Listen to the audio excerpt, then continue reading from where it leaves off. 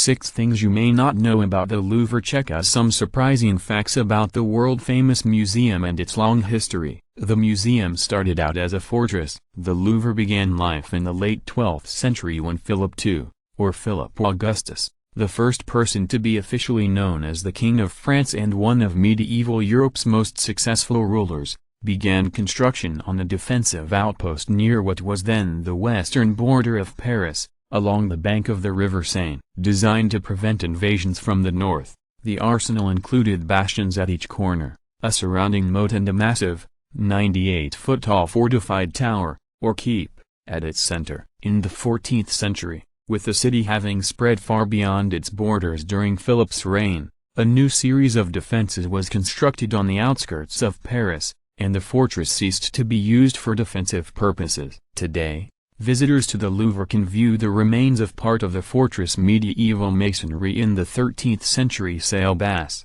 or lower hall. Philip's fortress was raised to make way for a royal residence. Charles V first modified the building's original design in the 14th century, but the Hundred Years' War derailed his more extensive plans for the Louvre. With successive monarchs opting to set up house elsewhere, the Louvre fell into disuse until 1527. When Francis I ordered the demolishment of the original structure in favor of a lavish new Renaissance-style compound. Indeed, Francis was an enlightened Renaissance ruler, an amateur poet and man of letters. He helped standardize the French language. He was the first European monarch in history to establish diplomatic relations with the Ottoman Empire, and as a noted patron of the arts he cultivated a close relationship with Leonardo da Vinci, convincing the artist to move to France. The work Francis commissioned at the Louvre kicked off a century-long expansion. Dozens of new wings and freestanding buildings were constructed at the site, many of them designed by the leading European architects of the day, which were eventually connected by a series of galleries and pavilions, giving the building its unifying form.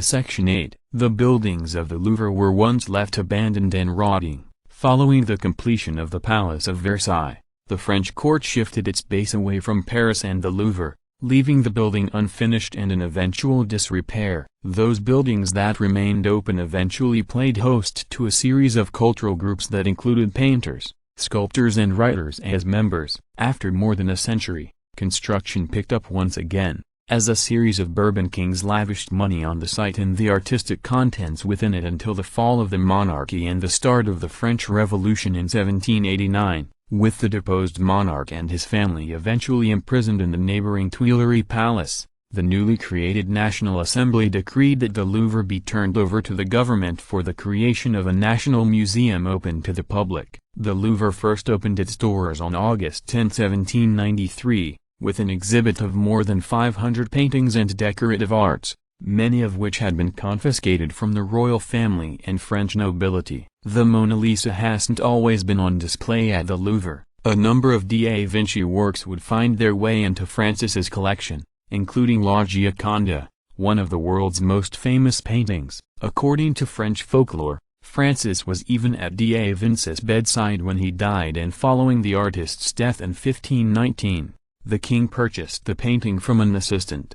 However, instead of gracing the walls of the Louvre, the painting spent centuries being shuttled among a series of royal palaces, spending time at Fontainebleau and Versailles. It was only after the fall of the monarchy and the establishment of the Louvre as a public museum that the Mona Lisa found a more permanent home. And there it has remained, with a few notable exceptions. When Napoleon Bonaparte came to power, he had the painting hung on his bedroom wall. It was spirited away to safety in a secret location during the Franco-Prussian War and World War II, and in 1911 it was stolen right off the walls of the museum by an Italian criminal who claimed his motive was the painting's repatriation to da Vinci's native lands. For 2 years, visitors to the Louvre were greeted by a vacant spot on the wall where the painting had once been. After its return, the Mona Lisa wouldn't leave the confines of the museum again for 50 years, until First Lady Jacqueline Kennedy convinced French officials to allow the painting to tour museums in New York and Washington,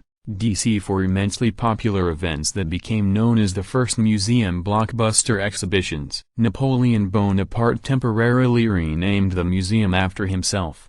When Napoleon came to power, he had the complex renamed in his honor, and soon the Musée Napoleon was overflowing with the artistic spoils of war as Bonaparte's grand army swept across the continent. Among the cultural artifacts that made their way to Paris were hundreds of paintings and sculptures, including a set of antique bronze horses from the Feuille section 8 of St. Mark's Basilica in Venice that became part of a triumphal arch outside the Louvre, and another equine statue that had stood atop Berlin's Brandenburg Gate. Napoleon had the statue, known as the Quadriga, packed up and sent to France for display in the Louvre, but it instead languished in storage until Napoleon's fall in 1814, after which more than 5,000 pieces of art were returned to their rightful owners and Paris' grandest museum got its current name. The Louvre became a clearinghouse for artwork stolen by the Nazis during World War II. 130 years later, as another grand army swept across Europe,